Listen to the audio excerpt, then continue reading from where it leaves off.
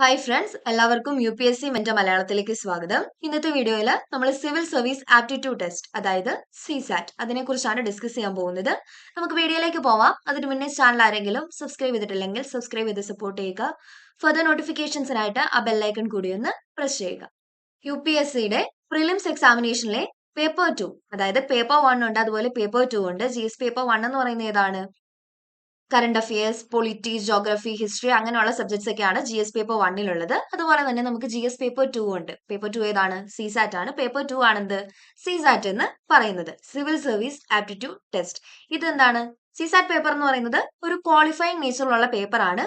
അതായത് 66 മാർക്ക് ഉണ്ടെങ്കിൽ, 200-ലാണ് നമുക്ക് ടോട്ടൽ മാർക്ക് വരുന്നത്. 200-ൽ 66 മാർക്ക് ഉണ്ടെങ്കിൽ എന്ത് ചെയ്യാൻ പറ്റും? നമുക്ക് CSAT പാസ്സാവാനായിട്ട് പറ്റും. അതായത് എത്രയാണ്? 33% മാർക്ക്. അറൌണ്ട് ഒരു 27 to 28 ക്വസ്റ്റിന് കറക്റ്റ് ആൻസർ ചെയ്തിട്ടുണ്ടെങ്കിൽ എന്താണ്? നമുക്ക് CSATന്റെ പേപ്പർ ക്ലിയർ ചെയ്യാനായിട്ട് പറ്റും. ഈ ഒരു കാരണത്താൽ തന്നെ എന്താണ്? പകുതി ആളുകളും CSATന് വേണ്ടത്ര ഇമ്പോർട്ടൻസ് കൊടുക്കുന്നില്ല.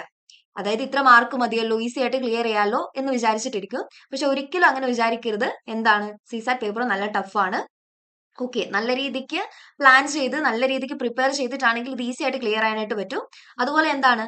അതിന് കൊടുക്കേണ്ട ആ CSAT പേപ്പറിന് കൊടുക്കേണ്ട ഒരു ഇമ്പോർട്ടൻസ് കൊടുക്കണം. കാരണം എന്താണ്? നമുക്ക് പേപ്പർ 1 ബാക്കിയുള്ള എല്ലാ സബ്ജക്ട്സും കൂടെ പഠിച്ചിട്ട് പോയിട്ട് പേപ്പർ 1ന്റെ ആൻസർ നമുക്ക് എഴുതാനായിട്ട് പറ്റും. പക്ഷെ CSAT പേപ്പർ 2 എന്ന് പറയുന്നത് എന്താണ്? അവിടെ നമുക്ക് CSAT മാത്രമേ പഠിക്കാനായിട്ടുള്ളൂ. ഒരു പേപ്പർ ആണിത് CSAT. സോ അതിൻ്റെതായ ഇമ്പോർട്ടൻസ് കൊടുത്തിട്ട് വേണം എന്ത് ചെയ്യാനായിട്ട്? CSATന് വേണ്ടിയിട്ട് പ്രിപ്പയർ ചെയ്യാനായിട്ട്. ഇനി നമുക്ക് നോക്കാം. UPSC, CSC, CSATല് നമുക്ക് 3 കാര്യങ്ങളാണ് മെയിൻ ആയിട്ട് പഠിക്കാനുള്ളത്. 1 logical reasoning, 2 reading comprehension, 3 quantitative aptitude അതായത് എന്താണ്? മാത്സ്. ഈ 3 ടോപ്പിക്സ് ആണ് നമുക്ക് മെയിൻ ആയിട്ട് പഠിക്കാനായിട്ടുള്ളത്. ഏതൊക്കെയാണ് ഓരോ, അതായത് റീസണിങ്ങിൽ ഏതൊക്കെ ടോപ്പിക്സ് ആണ് പഠിക്കേണ്ടത്, കോംപ്രഹെൻഷനിൽ ഏതൊക്കെ ടോപ്പിക്സ് ആണ്, അതുപോലെ ക്വാണ്ടിറ്റേറ്റീവ് ആപ്റ്റിറ്റ്യൂഡിൽ നമുക്ക് ഏതൊക്കെ ടോപ്പിക്സ് ആണ് പഠിക്കേണ്ടതെന്ന് നമുക്ക് ഡിസ്കസ് ചെയ്യാം. മെയിൻ ആയിട്ട് നമുക്ക് എന്താണ്? ഈ 3 ടോപ്പിക്കുകളാണ് പഠിക്കാനായിട്ട് വരുന്നത്. ഇതില് റീഡിംഗ് കോംപ്രഹെൻഷൻ എന്ന് പറയുമ്പോൾ എന്താണ്? എല്ലാ വർഷവും നമുക്ക് 25 to 30 ക്വസ്റ്റ്യൻസ്, 25 മുതൽ 30 ക്വസ്റ്റ്യൻസ് വരെ എന്തുണ്ട്? റീഡിംഗ് കോംപ്രഹെൻഷൻ എന്ന് പറയുന്ന ഒരു പോർഷനിൽ നിന്ന് വരുന്നുണ്ട്. കൂടാതെ ലോജിക്കൽ റീസണിങ്ങിന്റെ കാര്യം നോക്കുകയാണെങ്കിൽ അതെന്താണ്? 15 to 25 ക്വസ്റ്റ്യൻസ് എല്ലാ വർഷവും ലോജിക്കൽ റീസണിങ് എന്ന് പറയുന്ന പോർഷനിൽ നിന്ന് വരാറുണ്ട്. അതുപോലെ ക്വാണ്ടിറ്റേറ്റീവ് ആപ്റ്റിറ്റ്യൂഡിൽ നിന്നാണെങ്കിൽ 30 തൊട്ട് 35 ക്വസ്റ്റ്യൻസ് വരെ വരാറുണ്ട്. അപ്പൊ എന്താണ്? ഏറ്റവും കൂടുതൽ ക്വസ്റ്റ്യൻസ് വരുന്ന എന്തിൽ നിന്നാണ്? മാത്സ്, അതായത് ക്വാണ്ടിറ്റേറ്റീവ് ആപ്റ്റിറ്റ്യൂഡ് എന്ന് പറയുന്ന ഈ ഒരു പോർഷനിൽ നിന്നാണ് ഏറ്റവും കൂടുതൽ ക്വസ്റ്റ്യൻസ് വരാറ്. പക്ഷെ എന്താണ്? മാത്സ് ബുദ്ധിമുട്ടുള്ള ആളുകൾക്കും CSAT ഈസി ആയിട്ട് പാസ്സാവാനായിട്ട് പറ്റും. അതായത് സിമ്പിൾ ആണ്. റീഡിംഗ് കോംപ്രഹെൻഷനിലും അതുപോലെ ലോജിക്കൽ റീസണിങ്ങിലും എന്ത് ചെയ്താൽ മതി? ഫോക്കസ് ചെയ്താൽ മതി. എന്നിട്ട് അത്യാവശ്യം നമുക്ക് ചെറിയതായിട്ട് നല്ല അത്യാവശ്യം അറിയാവുന്ന ടോപ്പിക്സ് മാത്സിലും പഠിച്ചു വെക്കുക. കൂടാതെ കൂടുതൽ ഫോക്കസ് ചെയ്യേണ്ടതിലാണ് റീഡിംഗ് കോംപ്രഹെൻഷനിലും ലോജിക്കൽ റീസണിങ്ങിലും. നമുക്ക് 2024 25 പേപ്പറൊക്കെ എടുത്ത് നോക്കിയാൽ മനസ്സിലാവും. റീഡിംഗ് കോംപ്രഹെൻഷൻ കോംപ്രഹെൻഷൻ എന്ന് പറയുന്ന പോർഷനിൽ നിന്ന് 2024 27 ക്വസ്റ്റ്യൻസ് വന്നിട്ടുണ്ടായിരുന്നു. അതുപോലെ ലോജിക്കൽ 2025 26 ക്വസ്റ്റ്യൻസ് റീഡിംഗ് കോംപ്രഹെൻഷൻ എന്ന് പറയുന്ന ഒരു ടോപ്പിക്കിൽ നിന്ന് നമുക്ക് ഉണ്ടായിരുന്നു. അത് മാത്രം. പിന്നെന്താണ്? ലോജിക്കൽ റീസണിങ് അല്ലെങ്കിൽ ക്വാണ്ടിറ്റേറ്റീവ് ആപ്റ്റിറ്റ്യൂഡിൽ വളരെ കുറച്ച് ക്വസ്റ്റ്യൻസ് അറ്റൻഡ് ചെയ്താൽ എന്താണ്? ഈസി ആയിട്ട് നമുക്ക് എന്ത് ചെയ്യാൻ പറ്റും? CSAT ക്ലിയർ ചെയ്യാനായിട്ട് പറ്റും. അപ്പൊ എന്ത് ചെയ്യുക? മാത്സ് ബുദ്ധിമുട്ടുള്ളവർ എന്ത് ചെയ്യുക? റീഡിംഗ് കോംപ്രഹെൻഷനിലും അതുപോലെ തന്നെ ലോജിക്കൽ റീസണിങ്ങിലും ഫോക്കസ് ചെയ്ത് പഠിക്കുക. അല്ലാന്നുണ്ട് നല്ല രീതിക്ക് മാത്സ് അറിയാന്നുണ്ടെങ്കിൽ എന്ത് ചെയ്താൽ മതി? ക്വാണ്ടിറ്റേറ്റീവ് ആപ്റ്റിറ്റ്യൂഡ് അതുപോലെ ലോജിക്കൽ റീസണിങ് ഒക്കെ ഫോക്കസ് ചെയ്ത് പഠിച്ചാൽ മതിയാവും. മാത്സ് ബുദ്ധിമുട്ടുള്ളവരുടെ കാര്യമാണ് പറയുന്നത്. റീഡിംഗ് കോംപ്രഹെൻഷനും ലോജിക്കൽ റീസണിങ്ങും വെച്ച് തന്നെ എന്ത് ചെയ്യാൻ പറ്റും? നല്ല രീതിക്ക് നമ്മൾ പ്രിപ്പയർ ചെയ്യുവാണെന്നുണ്ടെങ്കിൽ നമുക്ക് ഈ എക്സാം ക്ലിയർ ചെയ്യാനായിട്ട് പറ്റും.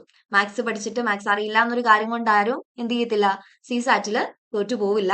പകരം എന്ത് ചെയ്യണം? നമ്മൾ നല്ല രീതിക്ക് പ്രിപ്പയർ ചെയ്താൽ മതി. റീഡിംഗ് കോംപ്രഹെൻഷനിൽ എന്ത് യൂസ് ചെയ്യാൻ പറ്റും? നമുക്ക് എലിമിനേഷൻ മെത്തേഡ് യൂസ് ചെയ്യാനായിട്ട് സാധിക്കും. എന്താണ് എലിമിനേഷൻ മെത്തേഡ്? എങ്ങനെയാണ് ഓപ്ഷൻസ് എലിമിനേറ്റ് ചെയ്യുന്നതെന്ന് ഞാൻ പറഞ്ഞു തരാം. നമുക്ക് എല്ലാ വർഷവും എന്ത് ചെയ്യാൻ പറ്റും? കുറെ ഓപ്ഷൻസ് നമുക്ക് റീഡിംഗ് കോംപ്രഹെൻഷനിൽ എലിമിനേഷൻ മെത്തേഡ് യൂസ് ചെയ്തിട്ട് എന്ത് ചെയ്യാൻ പറ്റും? എലിമിനേറ്റ് ചെയ്ത് കളയാനായിട്ട് സാധിക്കും. അതിനുശേഷം എന്ത് ചെയ്താൽ മതി? കറക്റ്റ് ഓപ്ഷനിലേക്ക് എത്തിയാൽ മതി. റീഡിംഗ് കോംപ്രഹെൻഷൻ എന്ന് പറയുന്ന ഒരു പോർഷൻ നമുക്കുണ്ട്. ഞാൻ പറഞ്ഞു ലോജിക്കൽ റീസണിങ്ങും കോംപ്രഹെൻഷനും അതുപോലെ തന്നെ അനലിറ്റിക്കൽ ക്വാണ്ടിറ്റേറ്റീവ് ആപ്റ്റിറ്റ്യൂഡും അതായത് മാത്സ്, ഈ 3 പോർഷൻസ് ആണ് നമുക്ക് മെയിൻ ആയിട്ട് CSATല് പഠിക്കാനായിട്ടുള്ളത്. അതിൽ കോംപ്രഹെൻഷനിൽ reading comprehension, interpersonal skills and communication skills, ഈ 3 ടോപ്പിക്സ് ആണ് നമുക്ക് പഠിക്കാനായിട്ട് വരുന്നത്. ഇനി റീസണിങ്ങില്, അതായത് ലോജിക്കൽ റീസണിങ്ങിൽ പഠിക്കാനുള്ള ടോപ്പിക്സ് ഏതൊക്കെയാണെന്ന് നോക്കാം. ഇതെല്ലാ ടോപ്പിക്സും എന്താണ് വളരെ ഇമ്പോർട്ടന്റ് ആയിട്ട് വരുന്നതാണ്. എല്ലാ വർഷവും തന്നെ എന്താണ് ഈ ടോപ്പിക്സിൽ നിന്ന് ക്വസ്റ്റ്യൻസ് വരാറുണ്ട്. എല്ലാത്തിൽ നിന്നും അല്ല, എന്നാലും എന്താണ് കോഡിംഗ് ഡീകോഡിംഗിൽ നിന്നൊക്കെ എല്ലാ വർഷവും എന്താണ് നമുക്ക് ഒരു ക്വസ്റ്റ്യൻ പ്രതീക്ഷിക്കാം. അതായത് 2.5 മാർക്സ് കോഡിംഗ് ഡീകോഡിംഗ് എന്ന് പറയുന്ന ഏറ്റവും സിമ്പിൾ ആയിട്ടുള്ള ഒരു ടോപ്പിക് പഠിച്ചാൽ എന്താണ് നമുക്ക് കിട്ടും. സോ എന്ത് ചെയ്യുക, റീസണിങ്ങിന്റെ ടോപ്പിക്സ് ഏതൊക്കെയാണെന്ന് നമുക്കൊന്ന് നോക്കാം. Coding decoding, blood relations, analogy, classification, Venn diagram, series, puzzles, direction sense, syllogism, sitting arrangement, calendar, clock, data interpretation, data sufficiency, inserting the missing characters, analytical reasoning, test of non verbal ability. ഇത്രയുമാണ് എന്ത് നമുക്ക് reasoning എന്ന് പറയുന്ന പോർഷനിൽ നിന്ന് നമുക്ക് പഠിക്കാനായിട്ടുള്ള topics. ഇത്രയും topics പഠിച്ചിട്ട് പോയാൽ എന്താണ് അത്യാവശ്യം റീസണിങ് പോർഷൻ എന്താണ് കവർ ആവും. ഏതൊക്കെയാണ് പഠിക്കേണ്ടത്? Coding decoding, blood relations, analogy, classification, when diagram, series, puzzles, direction sense, syllogism, sitting arrangement, calendar, clock, data interpretation, data sufficiency, inserting the missing characters, analytical reasoning, test of non-verbal ability. ഇത്രയും topics ആണ് എന്ത് നമുക്ക് റീസണിങ്ങിൽ വരുന്നത്. Comprehension നമ്മൾ പറഞ്ഞു, reading comprehension main ആയിട്ട് പഠിക്കണം. Okay, പിന്നെന്താണ് റീസണിംഗ് ഉണ്ട്. റീസണിങ്ങിലെ ടോപ്പിക്സ് നമ്മൾ ഡിസ്കസ് ചെയ്തു. ഇനി ക്വാണ്ടിറ്റേറ്റീവ് ആപ്റ്റിറ്റ്യൂഡ്, നമുക്ക് മാത്സിൽ ഏതൊക്കെ ടോപ്പിക്സ് ആണ് പഠിക്കേണ്ടതെന്ന് നോക്കാം. Number system, HCF and LCM, unitary method, simplification, fractions and decimals, powers and roots, average, percentage, profit and loss, mixture and allegation, partnership, time and work, time and distance, permutation and combination, probability, progression, statistics, geometrical properties, area and volume, train, board and streams, algebraic expressions, age, time and calendar, races and games, position of digits, alphabets. ഇത്രയും topics ആണ് നമുക്ക് മാത്സിൽ വരുന്നത് നമ്മുടെ CSAT പേപ്പറിൽ. ഒന്നുകൂടി നോക്കാം. Number system, HCF and LCM, unitary method, simplification, fractions and decimals, powers and roots, average, percentage, profit and loss, mixture and alligation, partnership, time and work, time and distance, permutation and combination, probability, progression, statistics, geometrical properties, area and volume, train, board and streams, algebraic expressions, age, time and calendar, races and games, position of digits, alphabets. ഇത്രയും topics, അതായത് നമ്മുടെ റീസണിങ്ങിലെ ടോപ്പിക്സും quantitative ആപ്റ്റിറ്റ്യൂഡിലെയും അതുപോലെ reading കോംപ്രഹെൻഷനും നമ്മൾ correct ആയിട്ട് പഠിച്ചിട്ട് പോവുകയാണെന്നുണ്ടെങ്കിൽ എന്താണ് easy ആയിട്ട് എന്ത് ചെയ്യാൻ പറ്റും, നമുക്ക് സിസാറ്റിന്റെ പേപ്പർ ക്ലിയർ ചെയ്യാനായിട്ട് പറ്റും. ഓരോ ടോപ്പിക്കും പഠിക്കുമ്പോഴേ എന്തുകൂടെ പഠിച്ചു പോവുക, PYQs വെച്ചിട്ട് പഠിച്ചു പോവുക, PYQസും കൂടെ നോക്കി പോവുക. അങ്ങനെയാണെങ്കിൽ നമുക്ക് മനസ്സിലാവും ഏതൊരു രീതിക്കാണ് ക്വസ്റ്റ്യൻസ് വരുന്നത് എന്നൊക്കെ. നമുക്ക് സിസാറ്റ് പേപ്പറിലെ ഒരു 2-3 വർഷമല്ല, ഒരു 5 വർഷത്തെങ്കിലും എന്ത് ചെയ്യുക, PYQs നോക്കിയിട്ട് പോവുക. ഓക്കെ, PYQs ആണ് ഏറ്റവും ഇമ്പോർട്ടന്റ്. ഓരോ ടോപ്പിക്കും പഠിക്കുക, അതിന്റെ PYQസും ചെയ്ത് പോവുക. നമുക്ക് ഈസി ആയിട്ട് എന്ത് ചെയ്യാൻ പറ്റും, സിസാറ്റിന്റെ പേപ്പർ ക്ലിയർ ചെയ്യാനായിട്ട് പറ്റും. അത്ര ബുദ്ധിമുട്ടുള്ള കാര്യമല്ല സിസാറ്റ് പേപ്പർ ക്ലിയർ ചെയ്യുക എന്നുള്ളത്.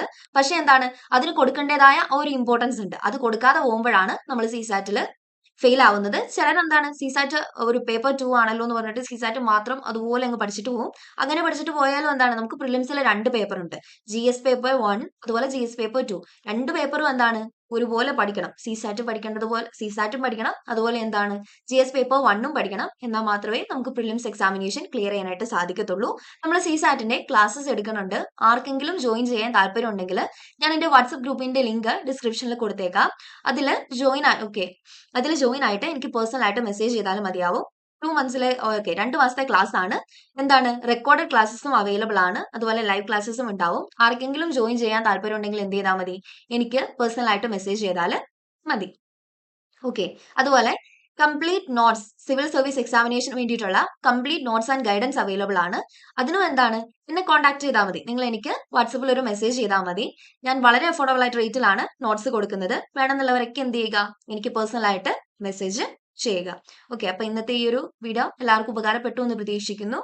എല്ലാവരും ചാനൽ ഒന്ന് സബ്സ്ക്രൈബ് ചെയ്ത് സപ്പോർട്ട് ചെയ്യുക. അതുപോലെ എന്താണ് 2026-27 എക്സാം എഴുതാനുള്ളവരൊക്കെ എന്ത് ചെയ്യുക, നല്ല രീതിക്ക് പഠിക്കുക. സിസാറ്റൊക്കെ എന്താണ് ഡെയിലി പ്രാക്ടീസ് ചെയ്യുക. ആദ്യം എന്താണ് എല്ലാ ടോപ്പിക്സും കവർ ചെയ്യുക, PYQs നോക്കുക. അതുപോലെ എന്താണ് GS പഠിക്കുന്ന കൂട്ടത്തിൽ തന്നെ എന്ത് ചെയ്ത് നോക്കുക, ഡെയിലി CSAT പേപ്പറും പ്രാക്ടീസ് ചെയ്ത് നോക്കുക. അപ്പൊ ഇത്രയേ ഉള്ളൂ. Thank you.